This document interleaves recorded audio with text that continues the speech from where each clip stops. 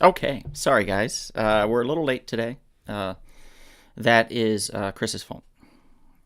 And my fault a little bit. It's Yeah, so I've been partying all day. You guys know it's Shakespeare's birthday. So 9 o'clock this morning, I was like, it's Shakespeare's birthday! Actually, technically, it wasn't his birthday when I woke up. But now it's his birthday. William Shakespeare will be 300 and 400 and something years old. too damn old. Can't do math. I'm bad at math. 480 years old? What year was he born again? 15 what? 15 something. 63. 450 or something like that. Yeah, not math has never been my strong suit. Really? But Sir, you're close. 300. You're a professor. Your math should be one of your finest, repertoire, so to speak. Sorry, in 1560. 1564 he was born. All right, so then So exactly 460 years old. 300. 460 years old.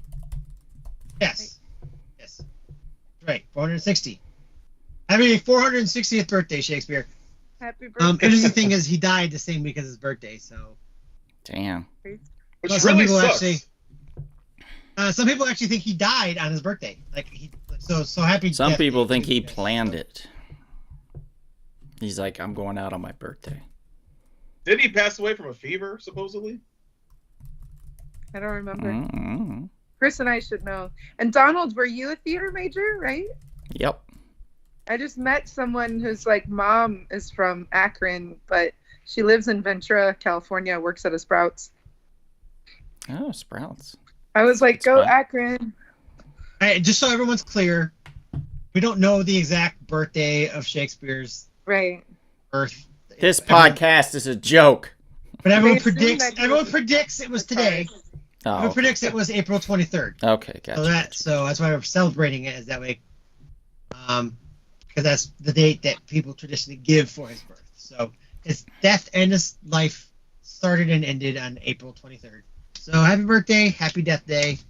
William Shakespeare. Yay. Mr. Sean's here. He says, good evening, my friends. Don't forget the like button. Yes, don't forget that, guys. Don't Yay, forget it. Good Please. evening. I'm glad to be back after Give us a year thumbs and half. up. Absolutely. Sammy Welcome says, back. what's up, bitches? Jeez, Yay, Sammy. Sammy. Wow, that's pretty vicious. Enrique says, hey, I'm you in all. on your Shakespeare knowledge, Sammy. Frank is here. Hey, hello, Hi, Frank. What's My up, bro, Frank? Yes, your brother. All right. Because Scorch. we have another Frank, too, that chimes in. Occasionally. Oh yeah, Occasionally. that's true. Yeah, is true. occasionally. Yeah, it's true. It's true. So we're talking Shakespeare. Chris is taking the helm on this one. I'm kind of going to be in the background doing some stuff. Angry You look like you're masturbating. gonna I don't be know, something. DJing back there with your headphones. Oh, what'd you Giving say? some- Giving some snarky remarks What's that? because What you saying to me to do in the background? It's nothing. Oh my He's god. doing some DJing right back there. Boots and cats and cats and boots and boots You and cats guys, and I cats have and a boots, can boots that and I'm cats cracking and cats and open. boots. What's it It's called? a Rumble Top. Oh shit! It does look kind of like Wow. the can that we've got on our It's a shirts. cola Yeah, it does. flavor. Yeah, they're ripping I us actually off. heard this- Copyright. Let's sue. Oh, Zevia, that's good though. Sue 'em. What I flavor is that? love Is that the these. what flavor is that? This is the cola flavor, so it looks like Crystal Pepsi, and it tastes like it because it's clear. That's like the Yeah, worst I like the- flavor. Is the cola? Yeah, I think. I like the root beer. Root beer solid. The ginger ginger root beer is so root good, beer too. is fucking bomb, Janet. Yes. I don't Stores like- went I don't like to the have ginger. It gives limited me- flavors. Ginger root beer gives me heartburn, but I like the regular root beer. It makes me sneeze, but it doesn't give me heartburn. But it makes me sneeze. I had a $1 sneeze. off coupon off of a 6-pack, which Oh shit! Dollar off Janet got coupon. nuts. not that crazy, not that great. They should have at least $3 off coupons nowadays. Wouldn't Yeah, that be because nice? they're $12 a freaking 6-pack. Mhm, As a delivery girl, everyone needs to be tipping everyone at least $3, $5, $10 for tips. As a gentleman that works 2024. I don't two need to be jobs. getting that same $1 tip that I got in 2002 when I was delivering pizzas in Ohio. I okay, agree. people? More tips. Public service message, at least $3. At least. At least $3 if they're going out of their seriously. way. If you're that I would say- lazy, you could tip $3. You know, a lot of But restaurants. If you're disabled and you can't tip, you can tell me that you're disabled and I'll understand. Oh, well, yeah, but you maybe they don't want to tell you that, I know. Just say I can't afford the tip. That would be fine. or they can just not tip too because they're embarrassed. And I will never deliver to them again. Or I'm you just could just saying, give a dollar, there's other outlying There's reasons other why. issues. Yeah. The point is actually just be happy with your job, and you'll have good karma if you help people, no matter what the tip. I agree Sure. 100%. Yeah, I was in Venice on Friday night. I want to say, was it Friday? I think it was Friday.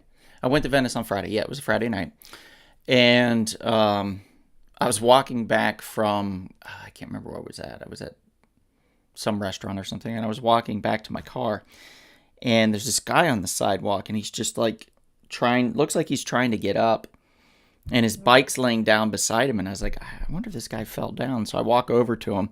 I'm like, hey, bud, I said, are you okay? And he said, yeah. I had too many beers, I think. And like, if he was a cartoon, he would have hiccuped the bubbles. Oh, wow. Like, you know what I mean? And I was like, shit, man. I said, let me help you up. So I helped him up. And he's like, my bike, I have my cane somewhere. Oh, no, I didn't bring it. And I said, yeah. I said, looks like you got a chair here. Maybe you should use that and just sit down for a little bit. And he's like, yeah, maybe. But yeah, I probably shouldn't be biking. And I was like, no, probably not. Okay, I'll see you later. And he goes and gets back on his bike. Oh my God. And then I watched him start to wobble, and then he just leaned against a tree and stopped. And I was like, okay, he's up. That it's out of my In hands. cycling. I'm done. I'm walking. So I just walked to my car. I was like, I got him up. I got him. He's on a tree leaning. Like, that's the best I could do at this point. I'm not, what else should I do? Babysit him, walk him to, I was like, You okay, did a nice act of service checking out on him. I don't think I would be that good at cycling and drinking. How about you guys? Not with a chair, like on the arm, like not across to even it. He just had it hanging on one side. So you already have this pulling on you, and if you hit something with it, because it was a full, like one of those fold-out camp chairs, so if Oh my God. like that thing's Throws got a you off little balance. weight to it, you know what I mean? Like he's already kind of pulling to the right, and then now, I don't know. Like it was a bad idea for him to do that. I wasn't good riding a bike sober, so I would no way I'd be good riding. It's a lot of coordination, even when you've been doing it your whole life. You have to be so coordinated. Yeah. Oh, my mom and dad's here. Everybody say hi to mom and dad. Hi, Mom and Dad. Mom and Dad, Hi, McKinney. Mr. Sean says, fun song from Kiss Me Kate, Brush Up Your Shakespeare. It is a musical about making a musical version of Taming of the Shrew. Gosh, Right. yep, yeah, Shakespeare. Okay. Do you know the songs though, Chris? I don't know the songs from Kiss Me Kate. I remember that. I mean, I know the show a little bit. It's been a while since I've seen it. It's probably been about Yeah, 20 I years. saw the Taming of the Shrew before the pandemic, but not Kiss Me Kate. I'd like to see that. But I definitely know Brush Up Your Shakespeare. And then there's the new Shakespeare play. Donald saw it in New York. Something Rotten. Something Rotten. Yes, Ooh. that's about basically they mixed. They made Bottom from Midsummer a character, and it was basically he was competing against Shakespeare, who was a rock star, played by Oh. Christian Borle, who was amazing. And basically made a musical version of Hamlet called Omelette. Oh, I like it. Yeah, Something Rotten in the State of Denmark. Mm-hmm. Yeah, it's hilarious. Hilarious show. Yes, it's great. It's a lot of fun, for sure. Kevin, are you trying to introduce us? Did we skip over that? No, I'm just waiting for you guys. That's cool. Yeah. Gavin, I mean, Gavin, cool. I feel like we could This just is say like that I'm the Donald, that's podcast Janet, that- that's Chris, and that's Kevin, and we're good. And I don't know who Yeah. the celebrity Just- is because we're like a just B for today. celebrity. We're already behind. Okay. I already started late. We I'm started Janet. 15 minutes. Yeah, that's Janet, Mickey everybody. Mouse Club. And there's Chris and Kevin. He always says lastly, and then he says who he is after he mentions the last person. So, Yeah, lastly because but not you gotta least is save the Kevin. best for last. Well, but he doesn't do that. He just throws himself in like a side note. Oh, I see. Kevin is very important to the history of this podcast. Also, I don't know about that. Kevin, are you a Jedi Master? Is that part of it too? Yes, of course. Okay, just want to throw that in. But I have to respect Donald's. What Wait, he wants Jedi and Master yeah. in Goblin Arts? What was it? Vulcan Arch or something like that. Yeah, Vulcan arts. Wait, have the what is it really the- quick, Kevin? Star Wars The full Vulcan thing. Art of Masturbating. Like, No. It's the Vulcan arts and Jedi Master. I'll be mentioning Yeah. something about Star Trek later too. Even I'm when you excited. say it like half-assed, it's still you get the triangle noise thing. I don't know how that happens with you, but it just works. It's like an automatic thing. Frank says Unbelievable. William Shakespeare was obsessed with virginity, and he didn't lose his virginity until he was middle-aged. Oh, 40-year-old virgin, or maybe 20. Well, That's not 20-year-old version probably. You've already lived Because at 40. middle-aged was like Yeah. 18. Well, he died at what 50? So like he wasn't that old. He was Yeah. 25. Yeah, so that's not that bad, Frank. I mean, 25. Well, no wonder you'd be obsessed with it if you were a virgin for a long time. Yeah. Yes, Enrique, Kevin is a master Vader. He's also really good at debate, too. Some might say he's a master debater as well. So, Nice. there you go. There you go. Kevin Green, master debater. There we go. Oh, There we go. hey, that worked too. God damn. Did the triangle just come up, or Huh. did you put that on? I wonder if comes whatever you say, Wow. as long as Do you guys say get, it like a thumbs Kevin, up when we do that too? it comes through. You know what I mean? Fine. Kevin Yeah. hates children. It does. Holy shit. Chris, you try it. See if it works. Kevin He froze. loves children too much. Oh, I don't know about that. I don't know You about don't want to be that. saying that for obvious reasons. I don't know You about want to be saying that. But it got the triangle, so I don't know. I don't know what that means. But it goes across I'm across seeing if party I'm lines. seeing where. So wait, first of all, I wanted to see where the triangle comes in. Does it come in after his name or after what we say about him? So I paused. Nice. Okay. All right. Well, you know, we've got to the part of the day where maybe I should just pull out a little bit, huh? Yeah.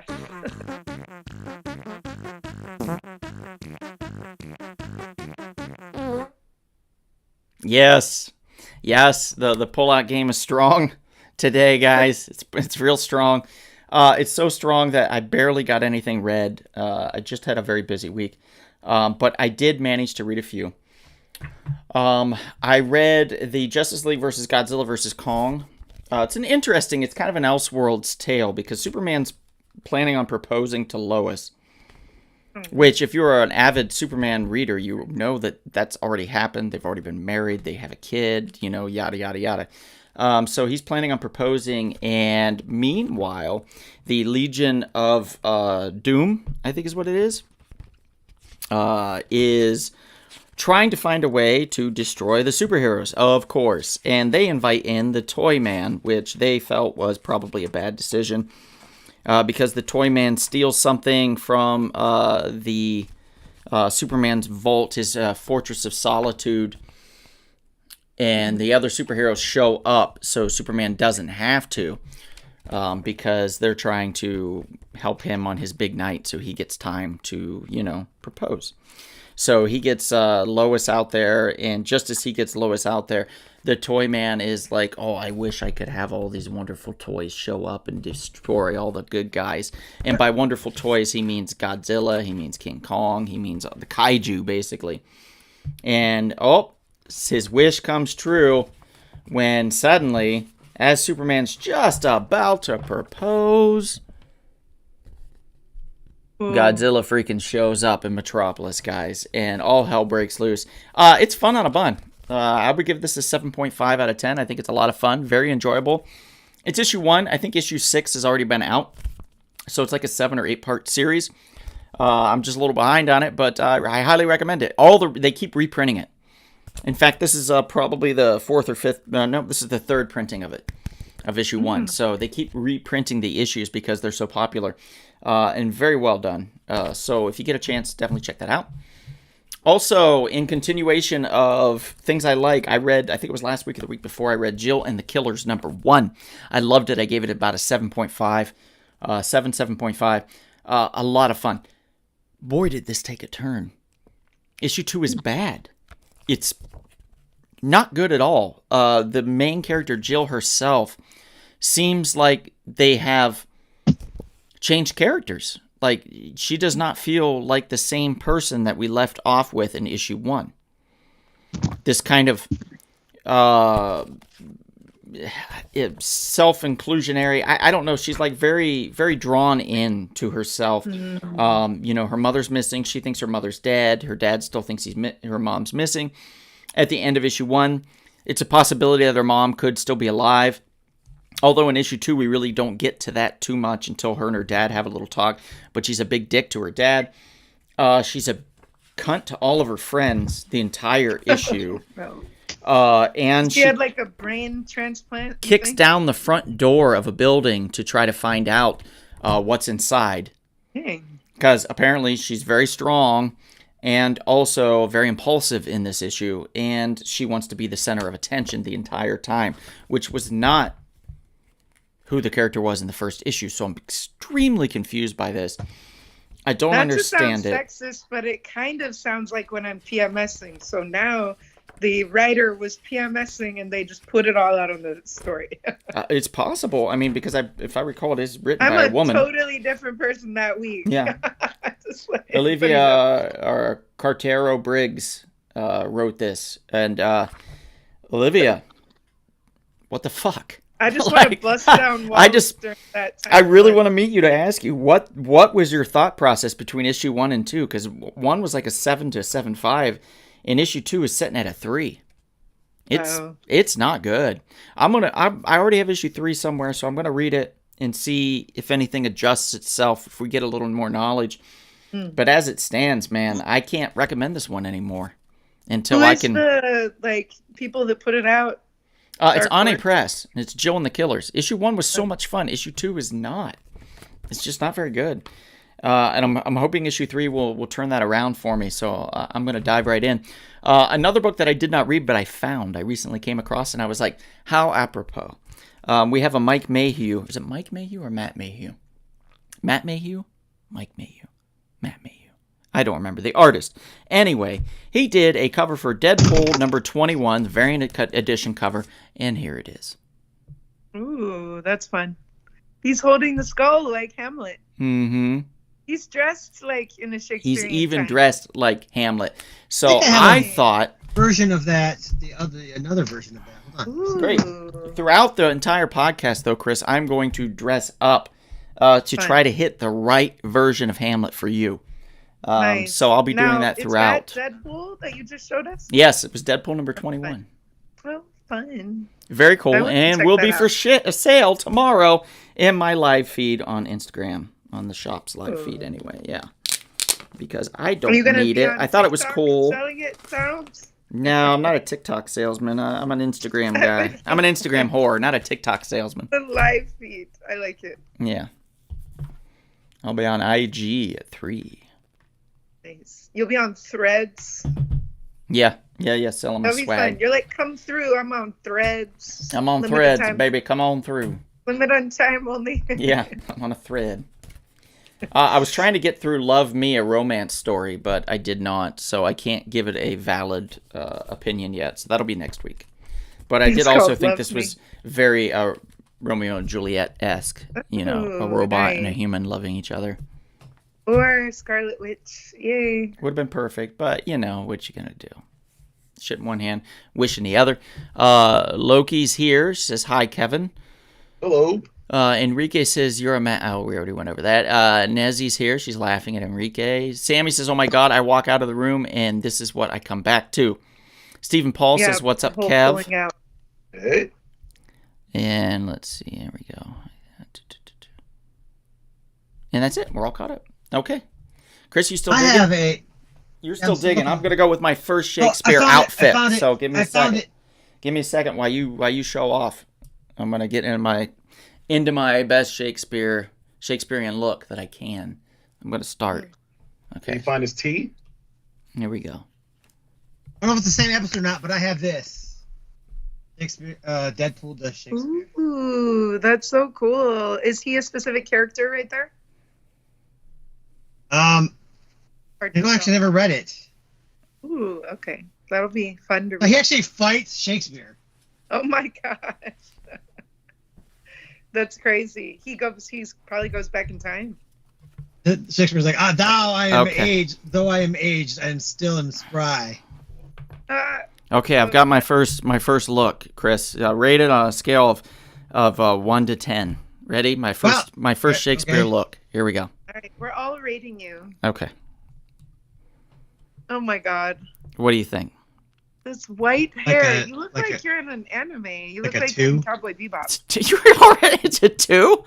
Come on. Wait, let me get into the scarf. Can we guess who this is, Chris? I can't by the hair. I am Billy Shakespeare, and I am here from the past to tell you Shakespeare did not that have white hair. I look completely different than you thought. I had white hair and a lovely scarf that I bought maybe at an Old Navy. You would have ruffles on, sir. You would be bald and have poppycock. Right, well, he tries another costume. I'm going to show you guys another cool Shakespeare comic. Fine. But that looks fun. You're like an anime version of Shakespeare. Yeah, I have this comic here, which I picked up at New York Comic Con. Ooh. This is called Shakespeare Shaken. And this is actually kind of apropos to what we're talking about today. And it's a bunch of comic stories, comic art, adapted from Shakespeare's story, from Shakespeare's plays. So a whole bunch of different styles of animation, or not animation, of cartoon, of comic book animation. And, whoa! Based on one one Romeo and Juliet, but it takes place in like a trailer park. Nice. There's some cool, totally different types of styles of animation styles in here. It's really cool. It's called Shakespeare Shaken. It is a Shaken. That's a great one. A bunch of different people wrote it. So didn't I send you one called like Kill Shakespeare or something like that also? Oh yeah, I got that one too. It's a 4-part series. It's called Kill Shakespeare. That's right. There we go. And it has a bunch of Shakespeare's characters, like Hamlet's in it, Romeo and Juliet are in it, Othello's in it, Puck from Midsummer Night's Dream, a whole bunch of characters in it, and they're trying to basically actually save Shakespeare. So I love it. It's a 4-part series. It's really good. What do you think of this one? Where did you get your other book, Chris? Captain Shakespeare. Which one? The first one. Deadpool? I don't remember where I got this. Donald, did you give this to me? What was it? The Deadpool Shakespeare? No, I don't think I did. Maybe I did. We're online. It's possible because I sent you a couple things. So I might have saw that and sent it to you. I'm not 100%. I don't remember it, but that doesn't mean that didn't happen. Yeah, I'm not sure where I got that from. But it might have been your brother. I don't know. But what do you think? Scale of 1 to 10 on Captain Shakespeare. Captain Shakespeare? This is if I was on a ship and I was writing. I was writing Othello on a ship. You should do that to your hair for real, Tom. Yeah. Look. Is it a good look for me? Just spray it white until it actually turns white. Hey, is Nezzy still on? It's totally anti-Shakespeare, but I'll give it a 5. Nom, nom, nom, nom. Okay. All right, we're moving up. Okay. So the hat's a win. I do have one more look. Oh my God. One more look. So one more. Okay, just take a second. That sailor hat is too modern. That's what I was worried about. So I have a better look for you. I thought you had like Renaissance fair things, Donald. You're gonna love this one. Don't worry. You're gonna love this one. Okay. Oh my God. Minor Shakespeare. Okay, because you got like you got like a. What is that? There we go. Oh, you're a minor. See? Yeah. Where there were no flashlights. You need a lantern in your head. Absolutely not. Again, you're an anime character in like One Piece. Like, I don't understand. I'm pretty sure he had the white hair, guys. He did not. I'm pretty sure his hair looked. Had any hair. Yeah, I'm pretty sure his hair looked just like this. Him with white hair. All right. So the biggest thing is here's my biggest concern. Here's my biggest issue with your second look. This one? The fact that you're calling him a captain. Oh. Othello. He literally wrote Othello after he got booed off stage in 1606. And went directly to a ship. No, he did not. Yes, and became a captain. That's what happened. No. You don't know Shakespeare's history, sir. They're on a ship in Twelfth Night. That's what I know. No, he did write Hamlet right before then. So. Well, there you go. And then he went was not written on a ship and dug for gold. Donald and hold up a skull. That's what I thought was going to happen. He dug for gold. But he has a lot of he does have a lot of plays that take place on ships. There, yeah. I see. I told you. Donald, do you have a skull you can show us? The one that my skin's over, but no, I don't have you like have all another. those Halloween decorations. I have a Lego. I mean, one. yeah, I'm sure I do. Wait, I have a Darth Maul statue. Lego Would that skull. work? That's so cute, Lego Hamlet. This is my Let's see. Hamlet. Hamlet. That's Actually, the- it's a Shakespeare, not Hamlet, but I mean, Shakespeare. That's an okay version of that time's representation, but I feel I like he like could that, have gone Lego. with white hair. I'm just saying. It would have looked better. He wasn't old enough. He wasn't Steve. he was only Martin. 52 years old, Donald. This when is he what a died. 52-year-old looks like. He just wasn't Steve Martin. That's Alex Banquita's here. What's up, Alex? Good to see Yay, you, sir. Alex! About- Good to see you again. I do not look like Andy Warhol. I look like Oh, yeah, Captain that's Andy okay. Warhol, says Enrique. Andy Warhol. More Where like you're evil from- Captain Stubbing from the Death Vote. Or boat. You guys, sorry. what other? Yeah, Death Note. What other anime is Donald from? He's like Yu Yu Hakusho or something. Evan Aldridge says, hey, Evan, he says, just wait and it'll be white soon enough, LOL. And Nezzy There's says, that. oh, shit, have fun with that. Is that the stronger cupcake, or were they both the same? Because the other one's gone. Like, I had a friend come over, and he ate most of my cupcake. All right, I'm gonna drink some tea now. Enrique says, you look like hipster minor Andy Warhol. Emo Minor? minor Andy Warhol. Definitely a minor He's Andy also a Warhol. teacher. Nezzy says, oh, Chris, that's a cute Lego guy. Mr. Sean says, this is what a 52-year-old looks like. Wrong O, Don O. Oh, what? Sean, you haven't even hit that age yet. When you get there, when you get as old as I am, I can I know impart some one- wisdom to you, sir. You're only on your. I know fourth one Donald. 52-year-old has ever looked like that in the history of 52-year-olds. That straight hair. And it was Steve Martin. Right. He's the only one. Sean McGean says something about me, and then he says, I'm going to go with Orson Welles' adaptation of Macbeth for the win. Oh, God, nice. I would rather go with getting a root canal than watching that. All right, just so you guys know- Sounds boring. We didn't include any Oh, it sounds so boring. straight adaptations of No. These were movies that were based on plays. Right. rather than- Yeah. Based But on it. it Film is based on it. nice to adaptations. hear what people's favorites are. Should I go around like this? Should this like be my new look? Should I wear I this? actually like that hair. Should I wear this to the It's an- shop tomorrow? It's an improvement. Yeah, thanks, Janet. Dye your beard more white to match. It's getting there. Don't worry, it's getting there. You could cut it down a little and be Mr. Fantastic. Oh, yeah. Well, I just have to put gray in the sides. There and you I could go. be Mr. That's fun. Fantastic or Hal Jordan from the '90s.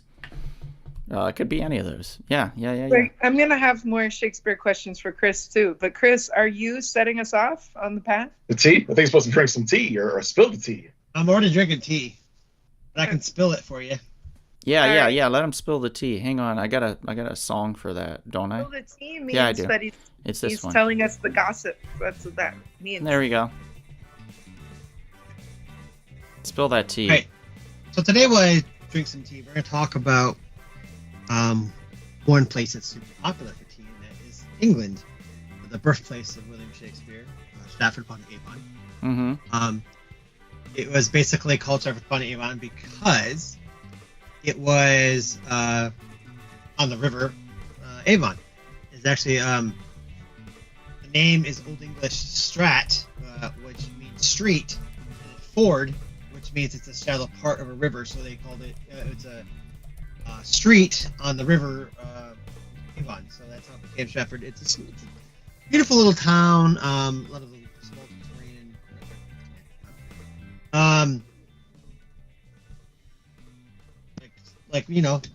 Shakespeare's birth home is there. You can go and you can tour it.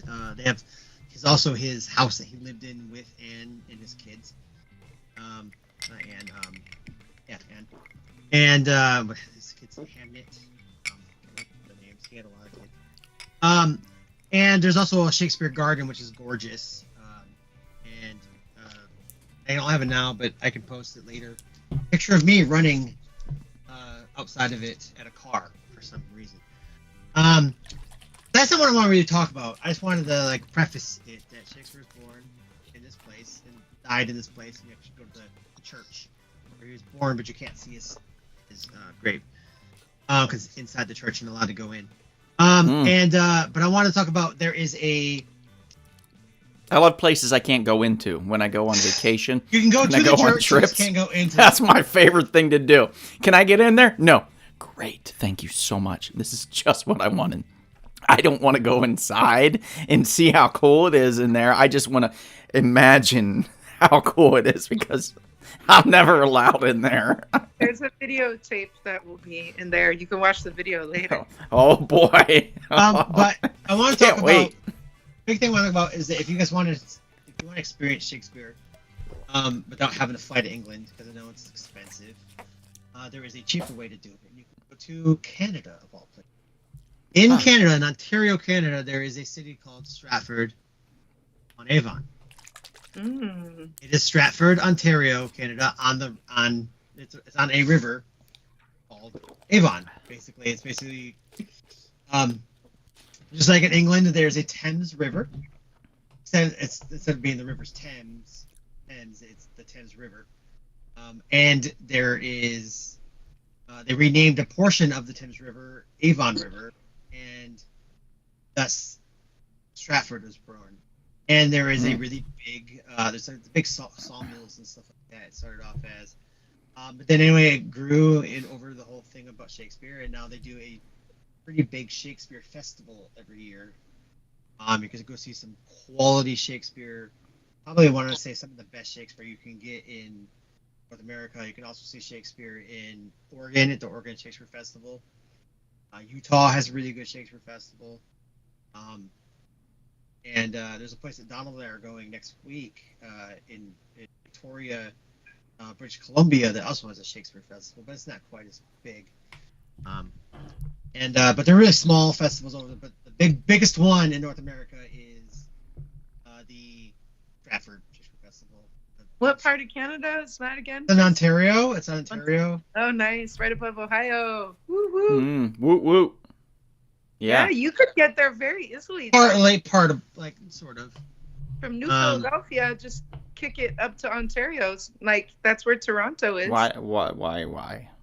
It's closer to be quick for you to get there, and you would enjoy thine self. I'll stick to the Ren Fair here. Just go. Oh, but that's so cool that your hometown is so close to Ontario. Yeah, I believe Stratford is closer to New York than it is Ohio, but yeah, it's not that close. Still not that bad though compared to here. It's like 8 to 12 hours. I mean, it's still kind of far. It's not. Yeah, it's a couple hours. It's a couple hours north of. It's a couple hours north of Buffalo, so it's not close to Ohio. Out in Ontario. Yeah, Ontario is big. Like Janet, it's not even that close. Janet, just do it. It's not. But it is a drivable. It's not like that close. Well, I mean, it's 12 hours, and it's still a drivable distance. Whatever, man. It take a couple days to get there, but it's you don't have to drive. You don't have to fly to get there. Huge Ontario is, but yeah, right on. That sounds awesome. Yeah, Ontario's a huge. So Mr. Sean and Sean McGean, with no surprise to anyone, are questioning the validity of our choice for tonight, particularly with that there's no knowledge from us about this. Chris, did you happen to have any knowledge about William Shakespeare before deciding to choose this podcast by chance? I only happen to have a college degree in Shakespeare. Oh, really? You mastered in it or something? You know? Well, I got a bachelor in performing it. I studied the history of Shakespeare at Oxford. I studied the acting of it with the Royal Shakespeare Company in England and performed it at the Globe Theatre. Oh, okay. So at the theater, and I'm also trained. I also have a master's degree. In teaching it. So where his plays would be performed. Right? Well, it wasn't the original theater because it burned down. Right. But yeah. Yes. It did, sadly. But shit burns down all the time. There's the KFC not far from here that burnt down. Oh, yes. That's where I get my nickname, The Professor, is about Shakespeare. Yep. Okay, so let's move on from that. And let's start talking more. We do have a QR code here if you are interested in Chris's spilling of teas. If you want to learn more about where you can travel and how, just put your phone up to the screen, and it'll take you right to his page, and you can reach out to him and get some travel advice, and there's no cost. Yeah, 100%. Literally. Set Yep. you up to have a tea time at the city of your choice. That sounds really awesome. That reminds me of like Somebody Feed Phil, because he had a really cool tea time in Mumbai in India. Oh, I love Somebody Feed Phil. Such a great, fun, just a fun show to just warm your heart. You know, there's nothing bad about it. Use the business too. That would be really cool to connect with that show, because he really likes tea time. He does. You're right. It's pretty cool. Like, but basically anything with a lot of small foods that you can try a bunch of different kinds. He's like us. He likes to try a bunch of different things. And to maximize your palate, you have a bunch of little things. So tea time is great for that, because you can have all kinds of different little treats. Yeah, that sounds really good. Alex Benquita says, Victoria is great. I lived in British Columbia for 2 years, Vancouver, but I visited Victoria and liked it a lot. Nice, dude. Ooh. They always say people are really happy-go-lucky in Canada, too. Some. I've dealt with quite a few that are not. You found the unsavory people of Canada. Yeah, buddy. Yeah. Okay, Yeah. pal. Yeah, the angry ones. The angry Kevin, Canadians. have you ever been to Canada? Not yet, but I will one You day. gotta hook that up. You're probably closer to that festival being from New York. It's True. true. That's very true. True. It'd only be like a 2-hour drive. Chris and I'll No, be it's in not that close. Chris and I'll be in Canada next week. It's like, no, Yeah. it'll still be an 8-hour drive for Kevin. Yeah, it would be from New York City. Yes. Dang, that's a huge wilderness up there in Ontario. Mm-hmm. Well, no, it's just to get to Buffalo from New York. It's like 8 hours. 6 hours. 6 hours. Well, Yeah. over 6 hours. So So you're we looking can all probably fly at 8 to 10 hour trip from New York City. So in. but New York City has plenty of Shakespeare. You can go see Shakespeare in the park every That's summer. true. So But Yeah. we want to go to it. We want to go to that special one and take a plane there then. Yeah, charter a private jet, Janet. Just Where all 4 of us go Use your on app. a road trip for 8 hours. think it's the app's called I'm Rich, and you just and go then to the app everyone and you will can bail out of the car. charter because a we're so tired. hey, I'd be private down jet. 100% to go to a trip to Stratford to see some shows. Oh Yeah, God. it sounds really cool. Alex is no surprise to anyone. Says I dated a girl in Buffalo, real far. Oh, that's funny. Yeah, Shakespeare-based movies. It is a valid question, Sean. But I'm also just cutting that off at the pass and saying that there is some, at least one person here that's extremely knowledgeable, and several people that have gone through theater. My bachelor's degree is in theater studies from Kent State University, also. Me So, too. Mine is from a fair very amount of not knowledge. well-known Northern Kentucky University. I only got a Bachelor of Arts. I did not qualify for the Bachelor of Fine Arts. But we learned about Shakespeare and Greek theater and Indian theater from India and Japanese theater, and a little bit of it sunk in. It's always interesting learning the history of like how stage theater, like how it progresses and stuff, and like Yeah. where we're at now, where there's so many stage versions that were movies first. Oh, yeah. It's And just people always an think odd feeling. theater is disappearing. And I'm like, it's not going anywhere. Don't worry.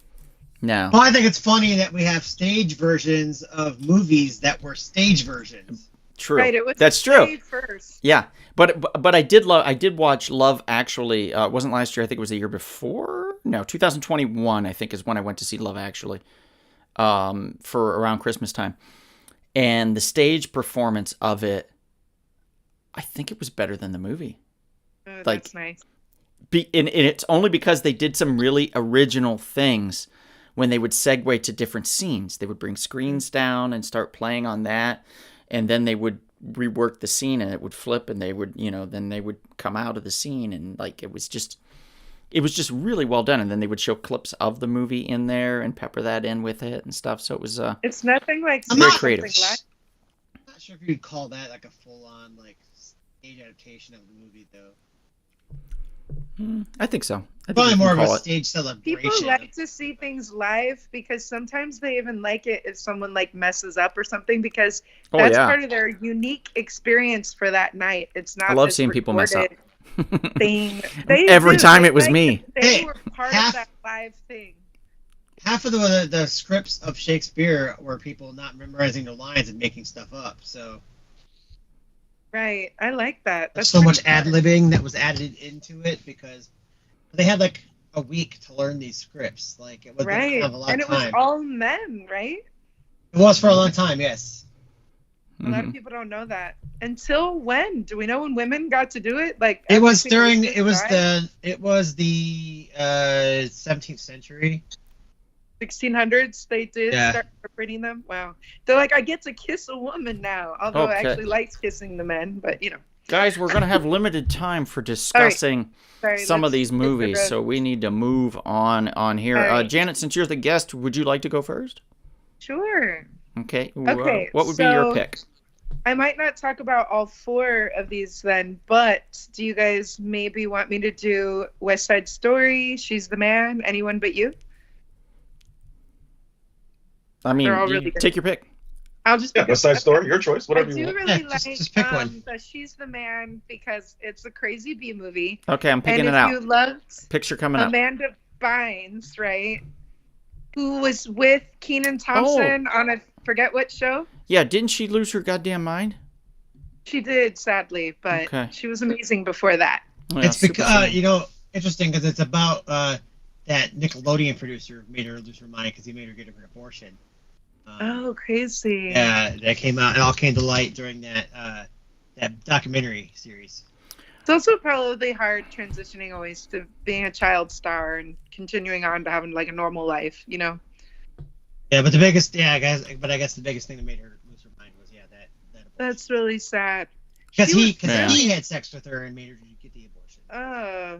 Goddamn. By the way, I did watch. I don't know, Chris. Have you seen it? The Wells version of Macbeth. A long time ago. Yeah, I it was didn't me really too. like I watched so it in didn't watch college. again. I watched it in college. I didn't find it to be that enjoyable, to be honest. Just because it's very dated, which is fine, but it has to be dated and kind of fun. And Universal. Macbeth is generalized as far from fun. There's a lot of entertaining aspects. In fact, Game of Thrones pulls quite a bit from that and peppers that in. But overall, I just found him to be too, even for him, too brooding. What's his first name too again? dark. Orson Welles? Oh, it was Orson Welles' version. Okay. Yeah. Uh, Yeah. So not my jam, but if other people like it, like true adaptations of stuff, that's cool, but like some stuff for me, it just, and by the way, we should be calling it that Scottish play or the Scottish play. We shouldn't even be but we're calling not it in by a its theater. name. Just It's in okay, case we're not- somebody we're not in the is. we're not in the theater. We're not in the theater. It's Technically, fine. we're in the theater of the live stream, which could Okay. cause some No, type of it's- tragedy to There's befall some kind of upon us. anti-jinx you All right, can look. do. Is this the dagger I see before me? There, I've broken the curse because we're performing it too, so it's fine. There you go. Okay. Um, All right. You cool. guys want me to talk a little bit more about She's the Man? Yes, please. Okay, so Amanda Bynes is Viola from 12th Night. They call her Vi. It's kind of wacky. I was even looking at the synopsis. I did rewatch part of it. It's a little bit like Ladybugs with Jonathan Brandis, but she's a girl who wants to be on the boys' soccer team. So she cuts her hair, gets a wig. I'm not actually sure. And I'll describe why I'm not sure of that in a minute. But she pretends that she's her twin brother, Sebastian. And people believe that she is her twin brother. She goes to this private school called Illyria, which is the town in the original play. And she pretends to be her brother. She makes it on the soccer team. She has a crush on this boy named Duke, which funny in the original Shakespeare is Duke Orsino. Yep. And he says, I'll Music help you is the food get of love. better at soccer. He says it really weird in the movie rather than I'll help you like show you some moves or something more natural for the script. And he helps her get better at soccer while she helps him hook up and have moves with the ladies, even though she has a crush on him. She has this other girl named with Olivia, starts having a crush on her, even though she's a boy. She like tries to make out with her and all this stuff. This movie, it goes through all these insane twists and turns. Like if you just try to read the plot, it's really crazy. But at the end, they find out that she's a girl because she lifts up her shirt and flashes her boobs. Why wouldn't she take off the wig or say, hey, here's my twin brother. His name is Sebastian. This is who I was impersonating the whole time. Why are you showing people Gotta your see chest? the boobs, dude. You did not need to do that. Well, yeah. That's the most say dramatic way to be. Then you say this movie goes through all these twists and turns, but that's actually what happens in the actual story of 12th Night. It's insane. That's true. It's really great that it's so detailed, even though you feel sort of B-movie about it. It's really fun to like watch her playing soccer and in this locker room, and these guys have their shirts off and she's wearing like pajamas so she doesn't have to show her chest. But yeah, she gets the guy at the end who is Channing Tatum, Duke Orsino. And everybody kind of ends up, they all couple off. There's like 6 couples. And I mean, I like that in 12th Night, this girl feels like she has to dress up like a boy to get places, to get something that she wants. And 12th Night, though, Chris, I forget what the deal with that. It's a festival that happens. It's like kind of like Midsummer. 12th Night is celebrated like in December or something like that. I don't remember. I mean, the title of 12th Night really doesn't have anything to do with the festival. But yeah. But they just had to give it a name, and I thought it was pretty great. Oh, I also thought Star Trek reference, Kevin, the boy that has a crush on her that she's dating in the beginning, his real name is James Kirk, and he's Canadian, just like William Shatner, and that ties in Canada and Star Trek. Not James Tiberius Kirk, but James Kirk is the name of the actor. All right, so the full title of the play is 12th Night, or What You Will. Or What You Will. And it's called that because everyone thinks that he wrote it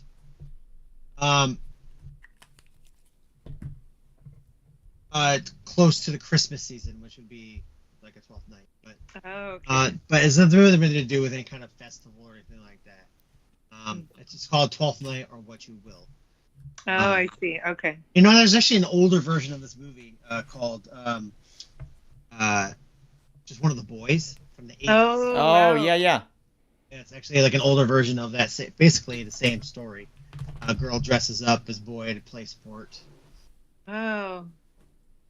And you have this in Shakespeare in Love, right? Where she dresses up like a guy. Well, yeah, it's a little bit different though, because the whole thing is like that's Shakespeare thing is doing cross-dressing, so he does it. Right. There's actually 2 other plays that people dress up as boys in Shakespeare. Wow. There's also As You Like It. Oh yeah. Where she runs away. She dresses up as a boy to run away. Very similar situation. She falls in love with a guy, but she has the guy like teach her to fall in love with, or to woo this boy that she likes, not knowing that it's him. And then weird stuff, and it has one of those. Oh, thank God! Just like 12th Night, thank God you're a woman because I love you too. Situations at the end there. So Single has a line basically. He goes, "Oh, thank God you're a woman." So it's Shakespeare. It's just a thing. So like because Shakespeare had guys playing girls, he tried to make it easier with them and make the guys playing girls play guys once in a while. That makes sense. I never thought of that. Yes. Oh, that's cool. So because they already were a boy, and it's funny though. That's like very Victoria. It's like a woman pretending to be a man, pretending to be a woman. But there's a very like interesting thing is that the guys who played the women, that was like their thing. That was like that's what they did. And there was like a whole like training to being like there were certain rules you had to follow. Like there was a training to being like playing the woman in the play. Like a so Madam it wasn't Butterfly. So it wasn't like you could just like it was like you're playing a woman. No, there was like a full procedure, like book, and not really a book per se. Eventually there was once it became the Italian Renaissance, and we had Commedia dell'arte, and people started like then. But you had there was like an unsaid way of playing it, like act a certain way, you had to do a certain thing, like so it was like there was like these guys that was their profession was playing women. Mm-hmm. So Shakespeare eventually was like, I want to give these guys a break and let them play men. So Very cool. Donald just started reading something. The AGG took over. Reading Arthur's Sex. There's nothing wrong But with a that's little so interesting, Arthur's though, to me, Sex. Chris. All right, who are we hearing from next? Why not the You, professor? Donald? I'll go next because somebody Yeah, brought professor. up. Somebody wrote up the Scottish play. I'm Wait, gonna talk hang about on real Scottish- quick. We got a few comments. Mr. Sean says, Alex, it's worth a watch. Wells goes with a hardcore Scottish accent. Oh, it's definitely my favorite, especially when they're sober. It's the worst. Like Scottish accents when somebody's sober is terrible. It's when they're drunk. That's when you can understand them. Alex says, great recommendation. I got a split. Sigh. Oh, sorry, Alex. Good to see you, buddy. Sean McGean says, you should also check out Wells' take on Othello, Alex. And Alex says, what? Got to watch that too. Night, everyone. Sean McGean says, I can't vote for Wells' Macbeth. I'm going to go with Akira Kurosawa's Throne of Blood for the win. Oh. Enrique says, Andy Warhol catching Pokemon. Yeah. You got to catch them all. Mr. Sean says, Sean M., another outstanding choice. The old woman representing the three witches. Beautifully creepy. And Sean McGean says, Enrique, LOL. Thanks, Mr. Sean. Mr. Sean says, is Don wearing a dead panda on his head? Absolutely.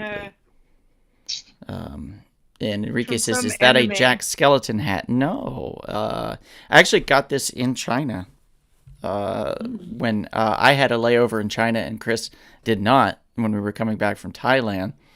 I somehow always catch the short end of the stick on our trips. And I Except for this time. And I got stuck in freaking China for 27 hours. What part of China? What was it? It was Chengdu? Yeah, Chengdu, yeah. Chengdu.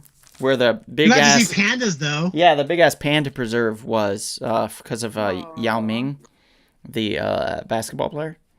He had a big part in setting that up. So I got to go with all these families and hang out with them. I didn't speak any that's Chinese. Right. That's fun. Talk about being 100% completely isolated is not being able to understand a language and being immersed in it and seeing everybody and not being able to talk to them really because nobody in Chengdu, like maybe like 4 people I ran into actually spoke English. All the rest just nope. It's Chinese. That's it. You got to start speaking in Chinese, yeah. Yeah. So I tried. I used Google Translate and would use the audio version to, play it to them and stuff so they could hear it. And sometimes it worked. Sometimes they were still confused because there's, I don't know why. Like Not a there's perfect something off. translation. Yeah, exactly. But yeah, Chris, do you want to pull up what one do you want to talk about? We're actually going to bring up what I think somebody mentioned, and that would be Throne of Blood. Which is, I think, the best filmed version of. Well, that my favorite version of the Scottish play that is like close to the what it say based on would be say what you want about the person. He's a terrible person, but Roman Polanski version of it is actually really, really good. But I think Throne of Blood is I think the ultimate version of Macbeth. Akira Kurosawa is amazing. And like anything set in feudal Japan, I think it works perfectly. I think that story works so good in a samurai setting. And I just love it. And even though it's black and white, it is a little slow. And I think Ran is better, which Ran is actually based on King Lear, but they reversed the sexes, so it's his sons instead of daughters. Ran is a much better film, but when it comes to Macbeth, I think this version, Throne of Blood, is the ultimate version of it. It's just so cool, and it's just it takes the story and just adds samurai stuff to it. So, and it leans a lot more on the supernatural aspect of it, and I really loved that. I that's why I always wanted to direct a version of Shakespeare of Macbeth that really leans more on the supernatural version of the story. So if you guys haven't seen it and you like samurai films, you're really, really, really need to watch this film. It is black and white, so if you don't like black and white films, get over it. But yeah, it's really, if you like the story of Macbeth and you like samurai films, you like feudal Japan, have to check it out. Like again, this is one of the you gotta wait. Do with they the speak language. English? They do not. Well, no, they It's speak dubbed, Japanese. right? But it's not in Shakespeare. You don't It's like not. it It's not Shakespeare's anyway. language because it's not Macbeth. It's Thor of Blood. It's based on. Does it have at all the vibe of Seven Samurai by Kurosawa? Kind of. It's more supernatural. It's definitely Ooh, in very yeah. creepy supernatural Macbeth. It's like it's very Thor of Blood. It's like the title is not a Ooh. lie. So You could see where Tarantino got a little of his inspiration definitely. because of the blood and stuff. That is fun though, because there is supernatural elements to the Scottish play. That's so fun. Donald, it sounds like Donald would like that. All right, Donald, we're gonna watch this on the boat. You guys should do the I'll watching jump. it at the same time, like I'll how the pandemic fucking was. jump. I'll do it. I'll just And Kevin, jump. you're a Kurosawa fan, Oh my right? goddamn pal. I don't care. I don't make films, but if I did that, I'm a samurai. Well, so yes. Anyway, guys, check it out. Thor of Blood, best version of Macbeth. That sounds cool. All right, who is up next? Kevin? Yeah, probably. Kevin, go ahead. Let's see. I'll go with the movie O, which is based on the play Othello. Yay. And it's just like, she's a man, almost beat by beat the story. It's really great. Yeah, the movie is something else. What's interesting when I was learning about the backstory, the movie came out in 2001, but it should have came out in 1999. Whoa, But whoa. Really? But yes, unfortunately, the idiots and the at Columbine, when that shooting happened, Oh, yeah. that as you 25 know, caused years ago, April 20th. caused a lot of distress, in the country and the government and everything. So the Hollywood studio decided, you know what, let's just not bring it out. So they ended up not getting released for 2 years. So there was like a lawsuit involved with the rights and everything, and not getting it released. But it finally got released a couple years later, and the material that's in the movie, especially everything going on in modern times, that's one thing they say this play can relate to modern times, essentially, with everything that's going on with betrayal and race issues, love, romance, betrayal. And I have to say, the cast does a really good job. Mekhi Phifer, Josh Hartnett, Julia Stiles, Martin Sheen, really, really, really good. Basically, in this modern context of the story, it's about a prep school, a wealthy preparatory school. They have a basketball team. And so Mekhi Phifer plays Odin. In this case, the Othello character. Josh Hartnett plays, if I'm saying the name right, is Iago, but in this case, name's Hugo in the movie. Iago. Yeah, Iago. He's based off Iago. Where Aladdin got their name, because it's kind of the same character. It's like the fool. Voice in the ear. Yeah. Yeah, exactly. The voice in the ear. Julia Stiles plays Odin's girlfriend, Desi, which is based off the Desdemona character from Othello. Roger, who's based off Rodrigo. And Martin Sheen's character, Coach Duke, the basketball team, he's based on the Duke of Venice. So it's very interesting how this basketball team, they're a very good team. O is the leader. He's doing his thing. And Josh Hartnett's character, Hugo, is jealous. It's just unfortunate. He doesn't like the fact, because his father is the coach as well. So he's jealous that Odin's getting all the attention. He's the star player. He doesn't like the fact that his best friend is Michael Cassio, who, of course, also another major character from the play. He's like, this is not right. So you know what? I'm going to destroy this guy's life. And it's sad because they're on their way to winning a state championship, but he's just so jealous and has so much, hatred within Has him. zero qualms about it. Yeah, he has zero qualms about it. So he just conspires to destroy this guy's life, pretending to be his friend. I mean, it's like the worst backstab you can imagine. It's like you took like a spear and you just stab it all the way through it and make sure it came to the other side of the person. I mean, he basically just causes dissension. Roger, I feel a little bit sorry for, actually, because he's kind of like the rich kid, but he doesn't really have any friends, so he's trying to fit in. And he's a pawn. He's definitely a pawn. He is like the biggest pawn there is. And a funny thing throughout the movie, he gets whooped a couple of times. We get he's kind of a troublemaker too, and he gets whooped on a couple of times, but he still follows Hugo's strategy and plan, which is just weird. But he does it anyway, and he makes Odin think, oh yeah, Desi's cheating on you. Really? No, she's really cheating on you. Well, where's the proof? Well, I'll get you the proof. And of course, he would set these things up and conspire with Michael's girlfriend, Emily, who's based on Amelia.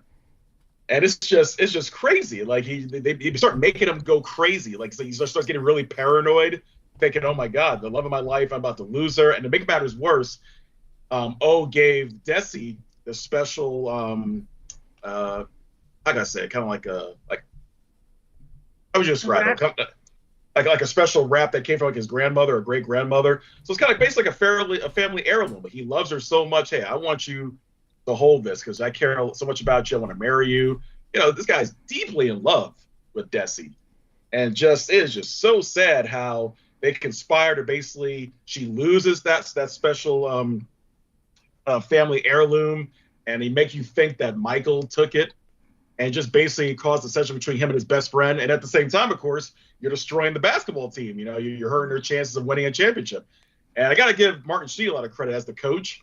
He's really, really good as the coach. Like he really studied this part well, because the way he acts in that movie is exactly how basketball coaches act. I mean, just intense, right. just absolutely added. So Martin Sheen, a lot of credit for him, underrated. But the way this movie ends, it's so sad. A lot of people get killed. He ends up believing that, Desi really did cheat on him, so he ends up choking her to death. And then when he finds out the truth, he's devastated. And of course, being the jackass that Hugo is, he kills, Emily. Interesting enough, he was also having a little affair with her on the side, so he kills her. Roger. That was new. That part was new. Yeah, that part's new. Yeah, it's just for the modern twist. Yeah. Roger gets killed when they were trying to enact their conspiracy. And when he finally figures out, oh man, I've been played. He, of course, his world's devastated. He killed the love of his life for no reason. She was innocent the whole time, and he's letting everybody know, at the school campus, hey, look, this is what happened to me. I got played. This guy here, Hugo, is a piece of, what? So I have nothing to live for. Boom, kills himself. And then Hugo gets to live, but he gets arrested for his crimes, just setting the whole thing in motion. But it's just really, this is a tragedy if there ever was one, because really, none of this had to happen. None of this stuff had to happen just because one a-hole was so jealous of another dude. You pretend to be his friend. Instead of like, man, why don't you, it's just sad. It's really sad. It sounds like something that would Kevin, this movie's just devastating. Kevin, it could happen in real life. The Rodrigo character, what was his name in the movie? Rodrigo, you mean? Roger? Yeah, Rodrigo. Roger. Roger. Yeah, who kills him in the movie? It's Hugo. Okay. Yeah, because that's what happens in the play. Iago stabs him to death.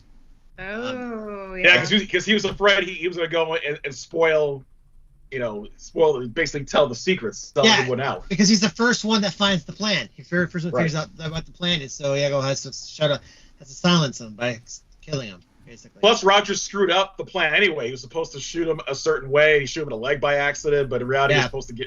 So, oh man, you're gonna mess up the whole. Because I have to make him scream a little bit. A little bit, but worse. Yeah. And Donald, had you seen that? I never got to catch that one with Julia Stiles. Yeah. Nah, not my jam. I want to see that though. Check it out, Janet. It's really good. Everyone check it out. If you like Othello, if you have the story of Othello. It's only like 90 minutes. By the way, short movie. It's like an hour and a half. Any of you that are near a pen and paper, I want to see your version of William Shakespeare, because I have just drawn one. Okay. That I think is very accurate. All right. And Kevin, what's on your background? I have one right here. That's gonna be my next movie when we get to it. Okay. Mm. And he's got that is a good version of Shakespeare. Okay. All right. I'll have to make him kind of big for people to see it. It's gonna look like a Simpsons character. That's what she said. What's your movie, Mr. Donald? Oh, I've got several. Or play. I've got several, sir. Let me just tell you about it. I went with something that you guys probably don't know that well. What is this shit? Or so you think. Yeah, that's it. Okay.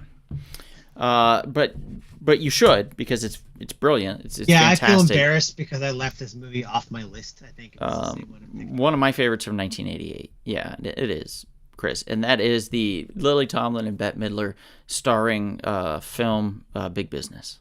One of my favorite movies ever. I freaking love Big Business. I didn't even realize it was like Shakespeare. I have not Yes, it seen is. it in forever. It's based off a comedy of errors. So those of you that don't know the basic premise of a comedy of errors is a gentleman goes off to find his long lost twin brother and takes along his servant who is also looking for his long lost brother. And comedy, of course, ensues. Mistaken identities, etc., etc. Yes. Because at the end of the day, they're twins, and they're identical twins. So what I love about these types of films is the creativity they put in behind when they have to have all the characters on the screen. And they didn't have special effects to be able to just mask over the face and make it look like the other person or whatever. They had to get creative. So when somebody would meet somebody, they would do like a split screen, or they would do a reversal to where you would just see the back of somebody's head talking and things like that. So you get to see all that fun stuff and all that creative stuff that happens. But I think the name of the town that the Country Bumpkins are from is Jupiter Hollow, if I recall. Yeah. In Jupiter Hollow, we say, we like our pumpkin pie. Let me tell you, that kind of thing. There's this very country, very thick accent. And both Bette and Lily do a fantastic job, not only with their accents, but with the personification of each role. Both of them, in particular, Lily. Bette Midler just had to play, a traditional kind of a bitch, crazy, power-hungry, mad businesswoman, the right? Sweet country lady was sweet. Right. Yeah.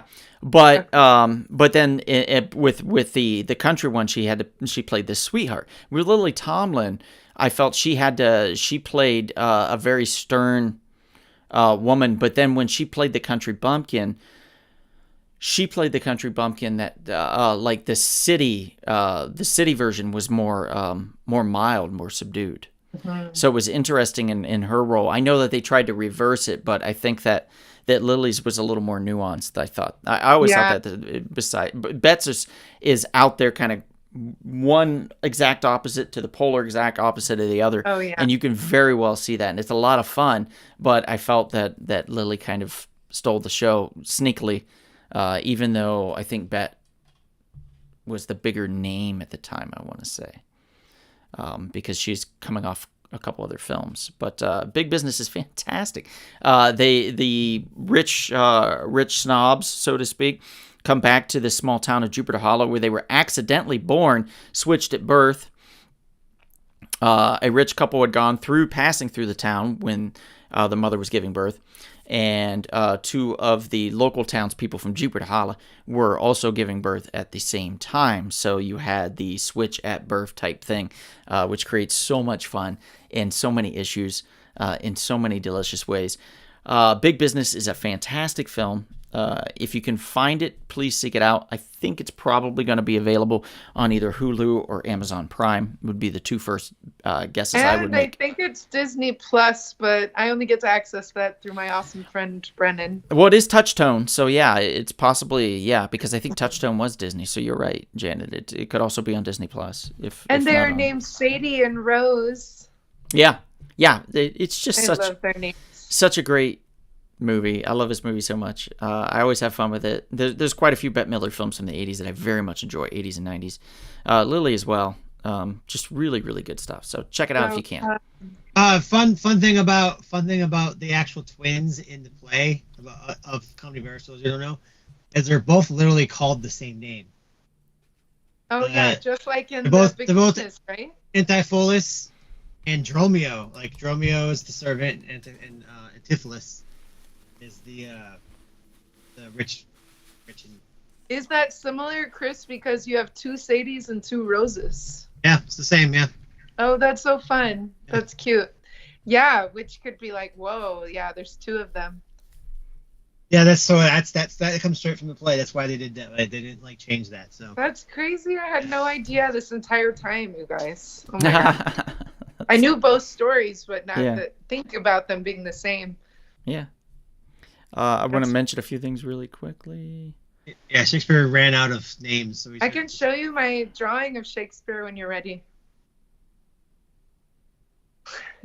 Let's see. Osiris says Donnie going emo / Ash Ketchum. Osiris says hi. Hey, Big Sal. Enrique's laughing. He says, "Is that a beret or a cabbie hat, Andy?" It's technically neither. Really, it's technically neither. Cabbie Warhol. Cabby Warhol. Yeah, what do you need? Get in the back, huh? Get in the back. Who should we get in the back seat there? I'll make you some taties. Delicious taties. Donald, is that the hat you bought in Ireland? It is the hat I bought in Ireland, Right. yeah. Had I known that it was the very hat that William Shakespeare was wearing when he died, I would have gotten a second one just for like posterity to like put it on like a pedestal or something in my office. But I didn't know at the time. I did not know that this was the hat he died in. No, it was not. No, you sure? I feel like if you're gonna die in a hat, this is the one. I'm gonna start wearing this around everywhere until I figure out what's going on. This Maybe is the like hat I'm wearing. 200, 300 years after his time. This hat? I think maybe 100 or 200. No, they were guys? wearing these in jolly old England in that period in time. No, they were not. Yeah, they were like top of the morning to you, there, Billy Shakespeare. How you be doing? And Bill was like, oh, I be doing This real has well. been after Had they me chips stopped just this wearing morning, wigs. I love me chips in the morning. It's a nice cuppa. And I'm about to go right to play. What do you think there? And he's like, oh, it's good, but my twin brother's out of town, and I accidentally ran into my other twin brother, and I got confused. And he's like, oh, that's a very good idea there, laddie. Maybe I'll write that down. Was And he called thus, O Shakespeare? A comedy of errors was created. True story. Are you ready to see my drawing, Donald? Yeah, show the drawing. Okay, let's see. This All is right. what he looks like. That's pretty Not good. bad. That's Not pretty bad. good. Hey, cute. He's bald. Yours looks like a clown. And you he didn't says- give him enough of his bald He says, head. "Ahoy!" That's because he has this hair, Janet. He didn't He's have. bald. It was unfactual. He Unfactual. looks like He Frasier. had lots of hair, big thick droves of white He had hair. a Kelsey Grammer type of thing happening. He had a tossed salad and scrambled eggs all over him. Yes, hair on the bottom and bald on the top. Yeah. Sure. He was very hairy. His Someone wife check probably Don's likes tea. Bald men. Yeah. Enrique says, "Damn, now I feel bad." Damn, well, that's Enrique. okay. You don't have to feel bad. It's fine. You didn't know that this is Bill Shakespeare's. Anyway, okay. Next, who's next? Is it Janet? Janet, go ahead. Me again? Okay, let me get back to my This might be our last one. Okay, so I will talk about, I guess, West Side Story because I'm excited, from 1957. Chris and anybody correct me if I get anything wrong, but it's based on Romeo and Juliet, which is funny because this director in my college did a 1950s version of Romeo and Juliet. I didn't even get a call back, even though I looked younger than all these people. And I look like I'm in the 1950s, so I will mention that guy when I collect my Oscar. So I love that there are Puerto Rican people involved. It's a musical, modern 1950s version of Romeo and Juliet. So the beautiful Maria, who's like Juliet, falls in love with Tony, the white dude in New York City, and he is Romeo. He is part of a gang called the Jets, and his best friend is named Riff, who would be like Mercutio in the story, in the classic story. Now, Bernardo, who is the cousin of Miss Maria, he's Puerto Rican. He's part of a gang called the Sharks. Bernardo kills Riff, and that's what starts a whole problem because Tony Riff? flips out. He takes a knife and comes after Bernardo and kills him. Well, So he now doesn't the really. families are feuding, right? He takes the knife, and then after 20 minutes of dancing, then Yeah, they dance around. They start snapping their fingers. Yeah, and it's got these famous dance things. It's got famous songs like "Washing Machine in America" and crazy dance moves, and just beautiful, beautiful romantic story. Most of the music by Leonard Bernstein, originally written by Jerome Kern, I think, is the story. And I loved West Side Story. And people that saw it live on Broadway in 1957 were like, Cheetah Rivera was amazing as Anita. She's kind of the nurse in a way. She's the aunt of Maria. But she got replaced and played by Rita Moreno in the movie version. The movie version rocks. Natalie Wood rocks as Maria. She doesn't really have an amazing Puerto Rican accent. I know I have Puerto Rican friends and I'm Cuban. But the girl could sing, or whoever they got to sing for her was great. And she could dance, at least. And she has brown eyes, and people think that that's super Puerto Rican. So that's pretty awesome. And no, they had really good chemistry. The guy who played Tony and the one who played Maria, and I believe that they were super young and tragic and falling in love. And it was really devastating at the end of the movie when they die. But now I forgot, how does Maria die? She doesn't take a poison, no? Maria doesn't die. Americans and the Puerto Ricans can't get along. And it's just like this awful thing going on in New York City, but it's so moving, and I just love a musical. So did you guys all enjoy West Side Story? I think Maria is a really good version of the balcony scene. I think they did a really good oh my job God, when they sing the song, translating the balcony scene into a song.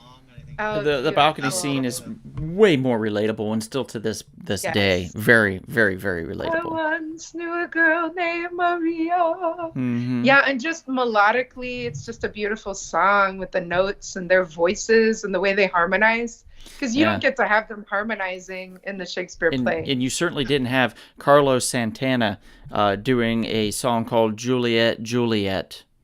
Maria, right. Exactly. I'll say this about West Side Story is I love the original version, but I actually really like the remake too. I really like. I did too. I loved Anita in the remake and her dancing. How they brought different characters more to life. Yeah. Very cinematic, and I love the scene at the place in New York. What is it? Crap. I know this. It's up in Harlem. Not in Harlem. It's up in the Heights. The cloisters. There we go. That's what we're looking for. They go to the cloisters, and that's beautiful. I think that's the most beautiful scene in the whole movie. So gorgeous. They made that girl though, Rachel something or other, who's Maria. They made her re-audition like 8 times in Disney or whoever. They just put her through the ringer. I'm just like, damn, the girl could. Now she's so anti-Disney because of Snow White. It's not right. Rachel Zelig. What happened to Snow White? Because she got Snow White washed. Is that what it was? She said that she needed it to be feminist or something, and we're like, that story is not feminist. Get over it. It's by the Brothers Grimm.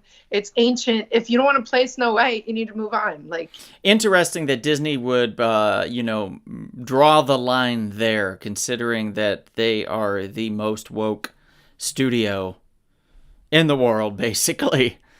That they're like, nope, can't change that. Nope. I know. Literally, you change everything, you assholes. You change everything. What do you mean you can't do that? Yeah, they changed Jasmine's role in the live-action Aladdin. The fuck happened to Marvel? Get a grip. Get a grip. Get a grip.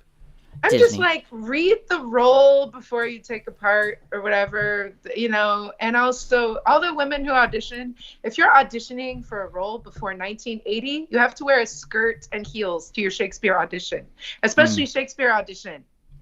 Women wore skirts. It was like sexist forever. We don't start really wearing pants until 1980s plays and movies. Have to wear a skirt. If you really want to go Shakespeare, you dress up like a man. Yeah, if you want to be. And then dress up as a man dressing up as a woman. Well, one girl did do that. Shave your head, Janet. She did do her 12th night monologue pretty well. But if you're not being Viola or one of those other characters, wear a skirt. Style your hair like me, though. Or a corset. Your hair like Donald's, and you'll get the part. Yeah, but if I would have showed up, like, in audition for the part of Bill Shakespeare, I know in my heart of hearts I would have gotten it. Snow White, Donald? There's no character of Shakespeare. In Snow White, there's Snow not? White for Disney, what? Donald? What do you mean there's no... I think you're wrong. I'm pretty sure William Shakespeare wrote Snow White. All right. There isn't, like, the only things I can think of where Shakespeare is a character is the show Will. Mr. Bean, where that special where he goes back in time and meets Shakespeare. No, sorry, that wasn't Mr. Bean. That was Black Hatter. Blackadder right there. Blackadder goes back in time and meets Shakespeare. There is Shakespeare in Love, of course. Mm-hmm. Did they ever have it on Sabrina the Teenage Witch? She might have met him. I don't know. There's so many Shakespeare remember. things. She Didn't they met, meet him in Bill and Ted? Rumpelstiltskin. Yes. Huh? That's what I thought. Yeah. See, because I know Shakespeare very well. Like this. Sure. I think Chris. Like, I is went proven to be the expert. a seance. Did any of you go to a Shakespeare seance? No. When I was in England, I went to a Shakespeare seance. And Shakespeare came to me in a vision, and he said, my hair was white and bitchin'. And All right, so first of all, I knew from I was that with you in moment. England the whole time. I was with you in England the whole time. No, you weren't.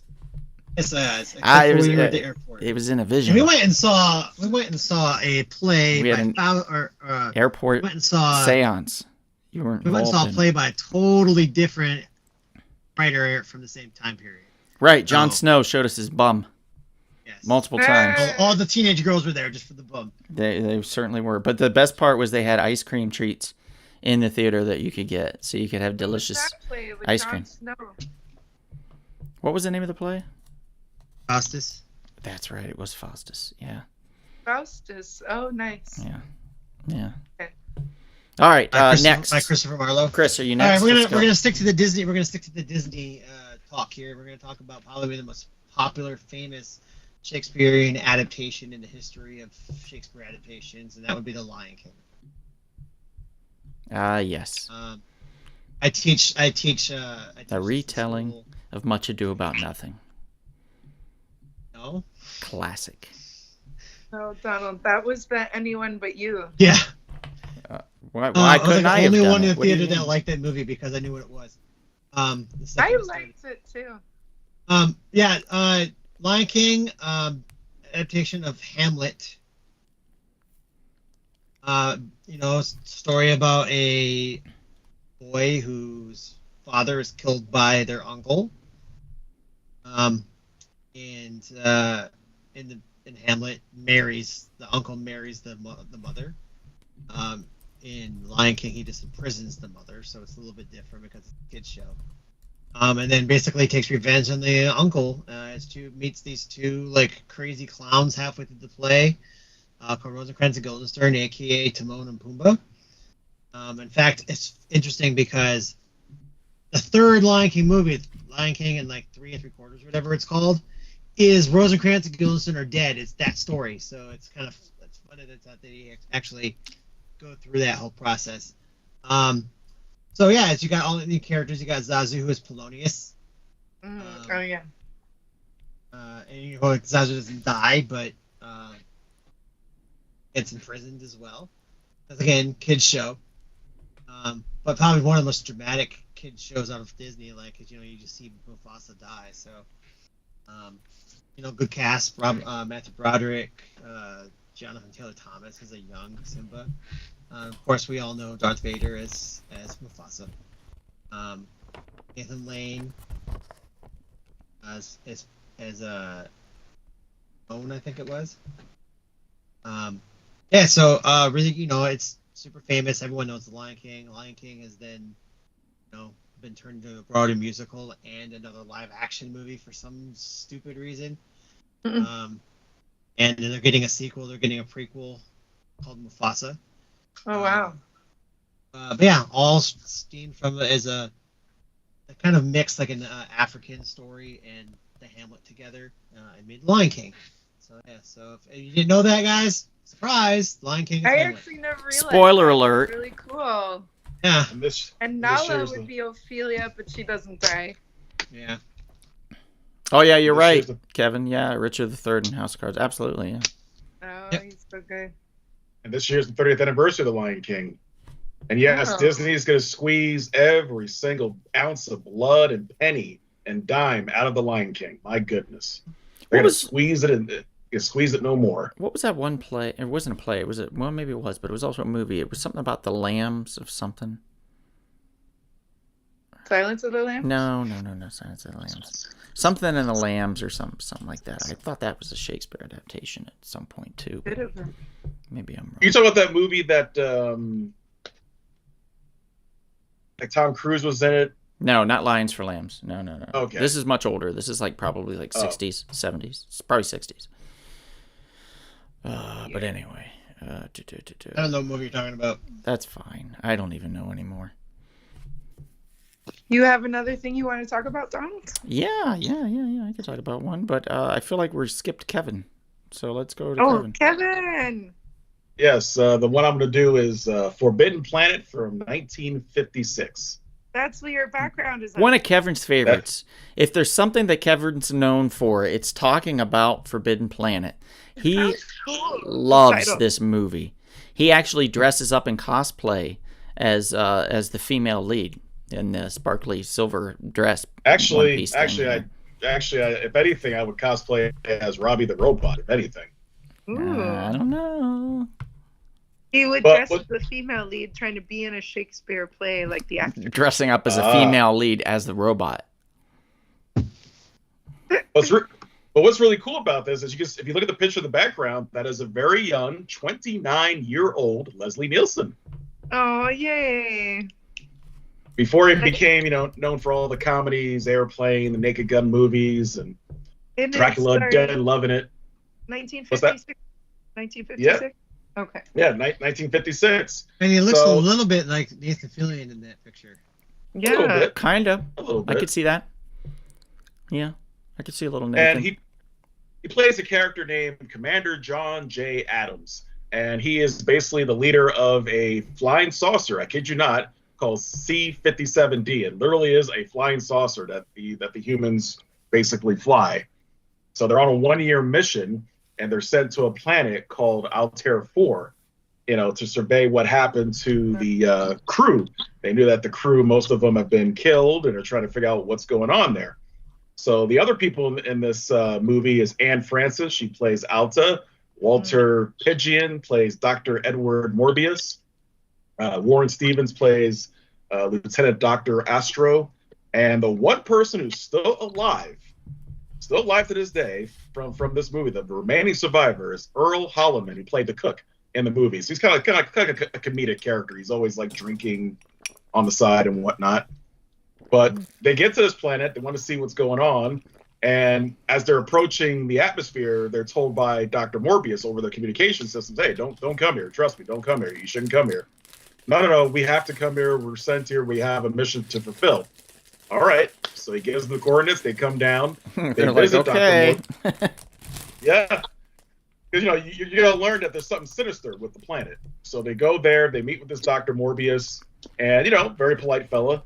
And they meet Robbie the Robot, which is actually my favorite character, to be honest with you. Robbie the Robot. He's a very advanced, artificial, intelligent robot that can just do anything you want.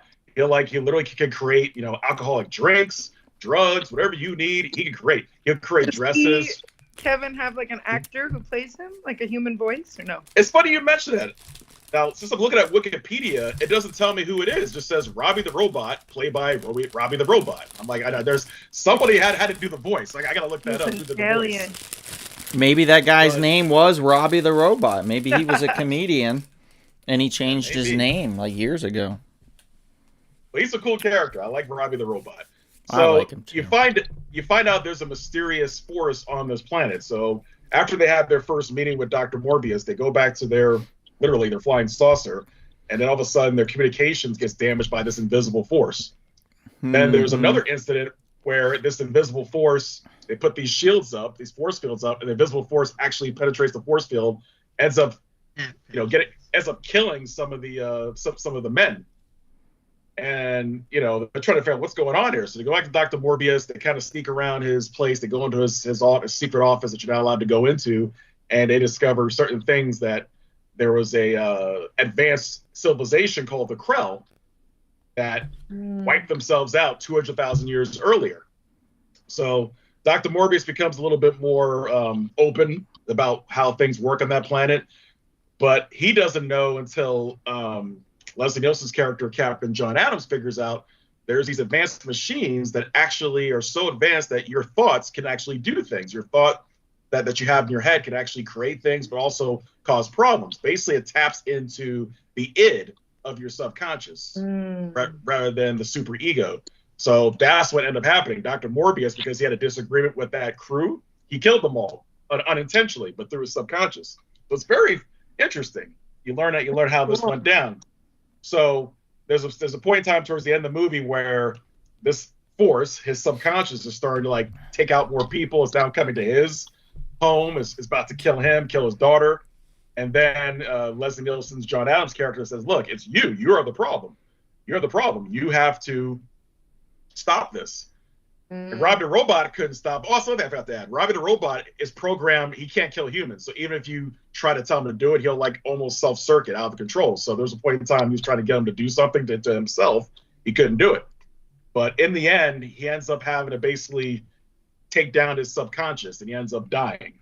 And then, the daughter leaves with Leslie Nielsen and the remaining surviving crew to get off the planet. And then they bring Robbie the Robot with them. So kind of like the one piece of Krell technology they take with them. And then, of course, kind of like a Star Wars fashion, the self-destruct was done to blow up the planet with all the technology. Do you feel like Lost in Space stole a lot of ideas, right? Or used? You know what's funny? I think Star Trek also stole ideas and Lost in Space. Yeah. In Star Trek, at the beginning of the robot. movie, there's like a teleportation scene. I'm like, oh yeah, I've seen that before. So I think this movie definitely. Yeah, Mr. Sean was talking about that too. He said military setting, the communications, crew members, etc., even the captain having interplanetary rendezvous.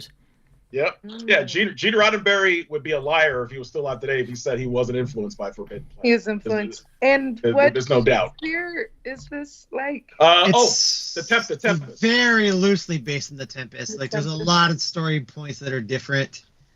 But I was going to ask you that, Professor Turner. Can you please explain the points that do connect to the Tempest and what doesn't connect to the Tempest? Well, okay, so the Tempest is basically about a man who is a scientist who gets kicked out of his country because he's like he's like the duke of the country or of the city, and he gets kicked out because they think that his science is magic, so they call him a sorcerer.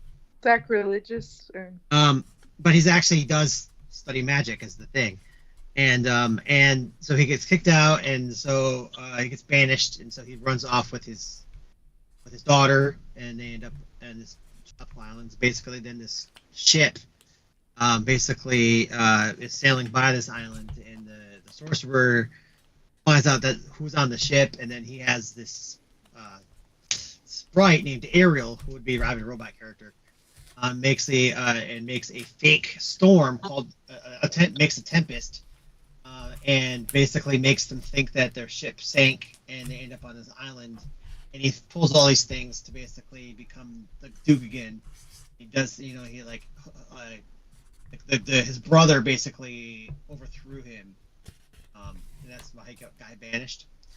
So basically, and there's another king from another kingdom involved, and so that king's son ends up doing all this magic stuff, using Ariel and stuff to hook up his daughter with this prince, so that they can become rulers, so that he can get back in, and then he gets back into the graces of the king and stuff. But it's all happening, nobody dies, and there's also the big thing is there's a slave character named Caliban who they call Frogman. In my version of it, he's always an actual fishman type character, but he in a lot of versions is played by a black man, and he's just a slave. Would he be a robot?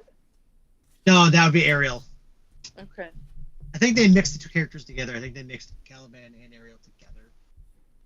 Because Robbie Robot does a lot of the same things that Ariel does. Ariel is a shapeshifter and does all these different tasks and stuff and he gets released. Ariel's also a slave, and he gets released at the end.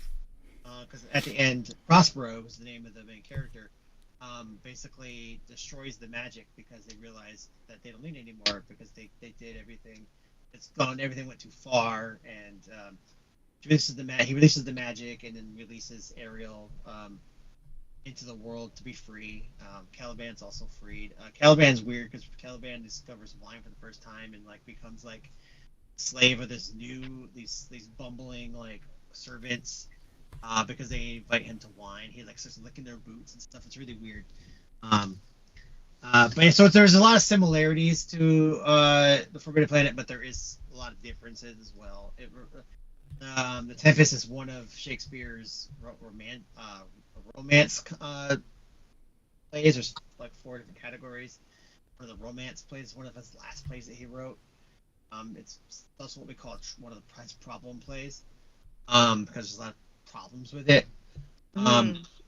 But so also an interesting theory is part of the Tempest was based on the Brave New World, the book Brave New World. Oh wow! One of the last lines of the Tempest.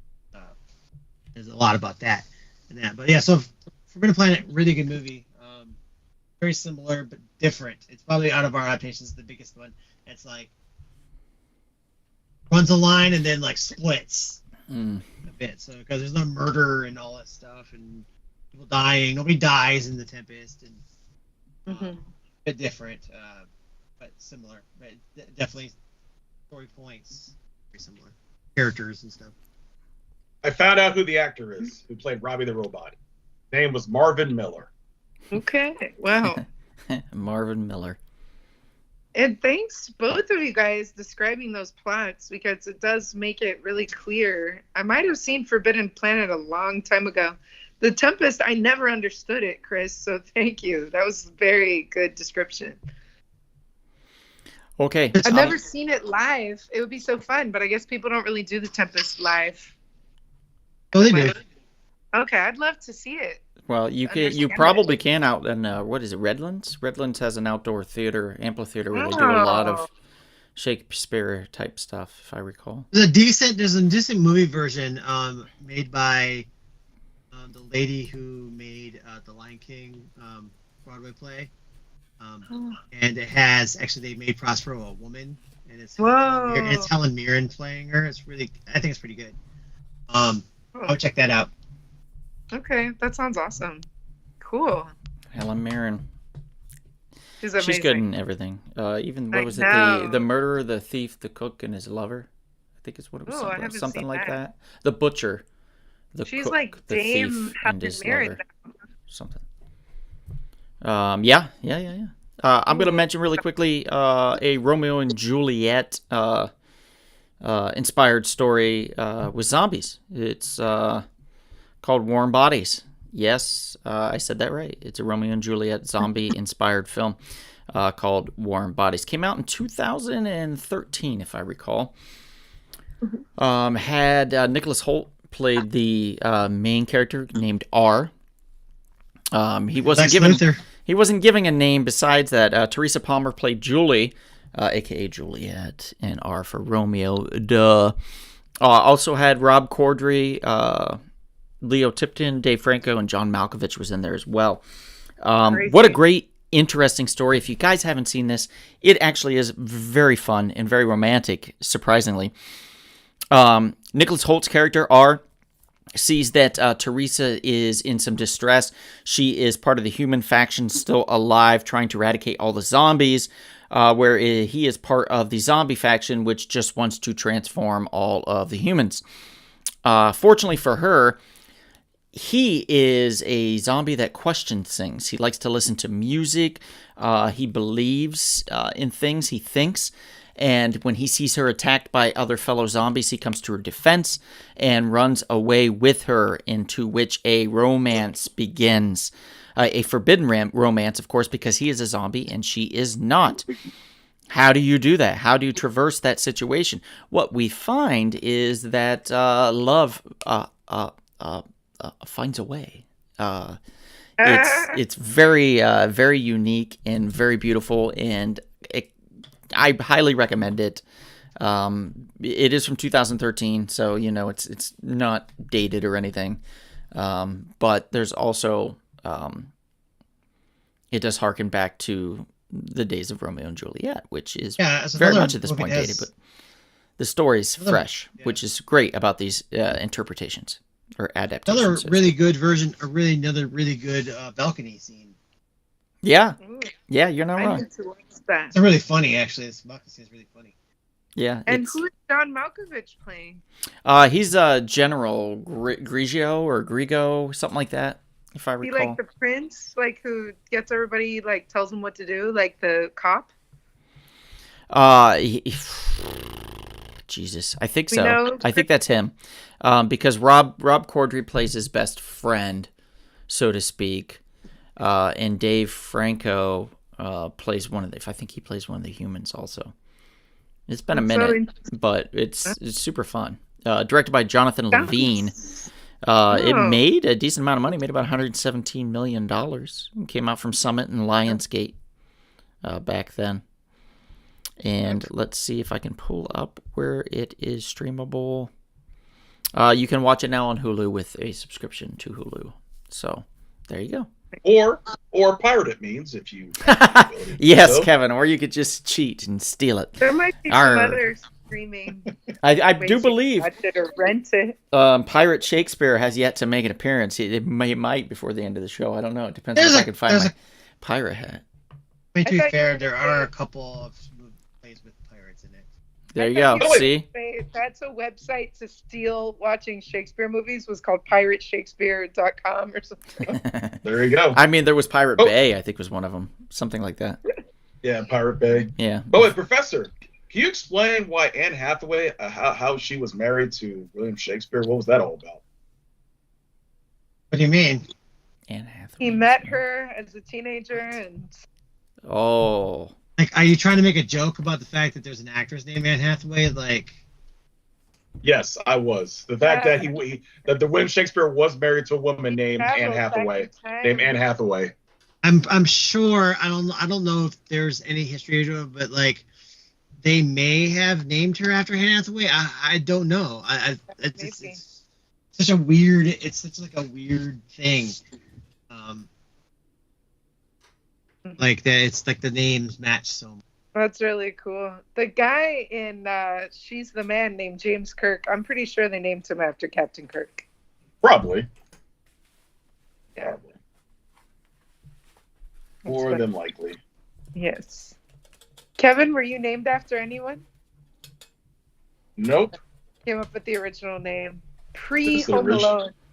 Yeah, pre-Home Alone. A very Irish name. Is it, Kevin? Yes. Yes, it is. And it's the original Gaelic spelling doesn't make any sense. Oh, I love it. That's so fun. Okay. Mine is a Scottish name. So I couldn't find the pirate hat, but I did find a lantern. What'd you find? Ooh, Uh-oh. put So that into your there we hat. go. So I had to go with the captain, Captain Shakespeare, who used the lantern to light the ship so they could make it safely into port. True Yeah, the story. character with the lantern True is story. Dogberry from Much Ado About Dogberry. Nothing. Pretty much the same Yes. character. Shakespeare wrote him right after him, just to like a direct He actually off talks the a page. lot like Donald. He likes to say the word ass a lot. So Dogberry. Ass. that's now called me an ass. There we go. Now you just need a lantern that's lit by gas. Oh yeah, yeah. Lit where or like Fart-powered oil. lantern. And it was candles back then. Oh, was it Kerosene candles? Or Yes. I can't see candle? very well. Yeah, Let's you see if need we a candle in there, don't. let's see if we got some comments here. Says Enrique. He's talking about the zombie. Yeah. The Lighthouse Oh, Andy. Yeah, Lighthouse Andy. I'm Lighthouse Andy Warhol, everybody. Captain Lighthouse Andy. I wonder in our audience who has seen Warm Bodies. I'm sure some people have. Really quickly, we don't have time for it, but let's go through the thirds of everything that everybody was thinking about mentioning. Janet, do you have one? I was thinking of both 10 Things I Hate About You and the Anyone But You, which I thought was really fun. Yeah. Chris?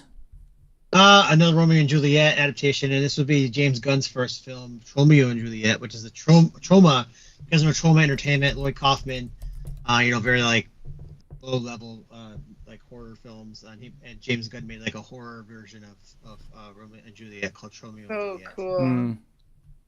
And Kevin? That would have been House of Cards. This would be like Oh, Richard that's so III. much fun. Yeah, talking about the TV series. That's a good choice. That's a good choice. I would have just made something up because I only wanted to talk about 2, to be honest. So that would have been great for me to make something up, but we ran out of time for once. Donald, are you gonna ever audition to be in something Shakespeare based, No, probably never. like a movie? Well, No. to be fair, Donald did help me shoot Romeo and Juliet back in 2012. I That's did. really cool. I did. I don't think I was a Kevin, character in it at all, but I did Are you? cinematography and stuff. No, well, you were a Othello? character. You were the Duke, or you were not the Duke. What's the character's name? Oh. Was I? Crap. Wow, I should know this show. I know the show really well. The character that Juliet's dad tries to make Juliet marry. Oh, Paris. I was Paris. There we go. Yeah, Paris. You were. Remember, I was going to use your pictures. As Oh, Paris. okay. Ooh, Okay, I there we can go. see you, like the I needed a schlubby, not good-looking kind of guy. Oh. Ah, I see what you did there. Sean McGean says no one is going with My Own Private Idaho. oh, we did. It was on the talk- list, mention but it. Yeah, It's on yeah, the list. yeah. We do What was have it that on the name? That's list. Henry 4. That's Henry 4 Part 1 and Part 2. Nezzy says House of Cards ? That's the TV series from Netflix. Not a movie, Yeah. but still a good mention.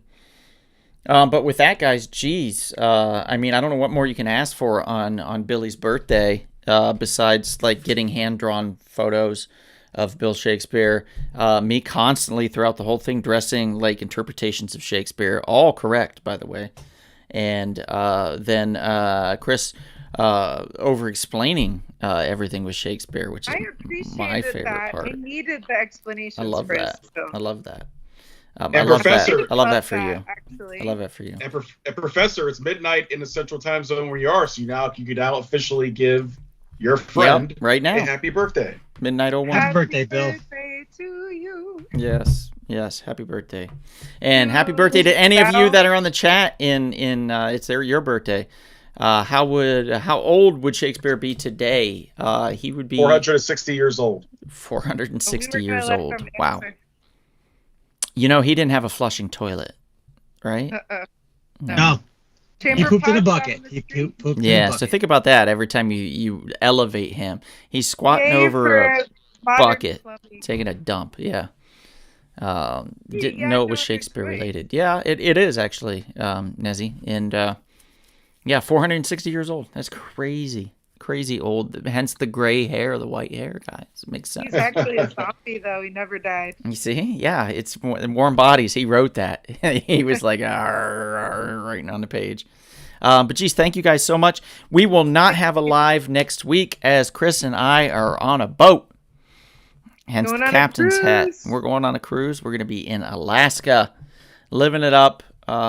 So think fondly of us if we don't make it back. Some type of a zombie Probably got eaten by a outbreak. bear. And Chris tries to make me watch that movie and I jump. Well, one, it's gonna be something, yeah. Or Chris will take his or shirt seal. off and a bear will be like, and then chases him around It'll be the Alaska. stories of Tintin songs. Yeah. Yeah. Oh, Yeah. Mr. Shimon, very nice of you. He wants more Janet. Look at that. Oh, yay. Thank you. I have so much fun on this podcast. I miss being here with everyone.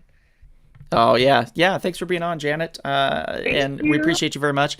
Appreciate all of you out there in Chatland that popped in to watch. Tell your friends. That's how we get more views and we get a higher algorithm so we can be seen on YouTube. Is to tell your friends about us. Tell them to watch the show. Even if it's the after viewing, it doesn't have to be the live. It can be after the fact. Always a fun time. Even if they just check out a little bit, that's better than nothing. So we appreciate it nonetheless. Thank you for giving us a little thumbs up, like all 8 of you that did that. Appreciate that very much. If you ever want to do that, feel free anytime we have a live to just go ahead and click that thumbs up button. But with that, this is Janet, Chris, Kevin, and myself, Donald, tuning out here for this evening. We want to thank you all again. And if we don't see you out and about anytime soon and you're thirsty, though, perhaps you should crack open Yay. A compelling, educating, but always righteously delicious Rumble Pop. Good night, everybody. Night. Yay.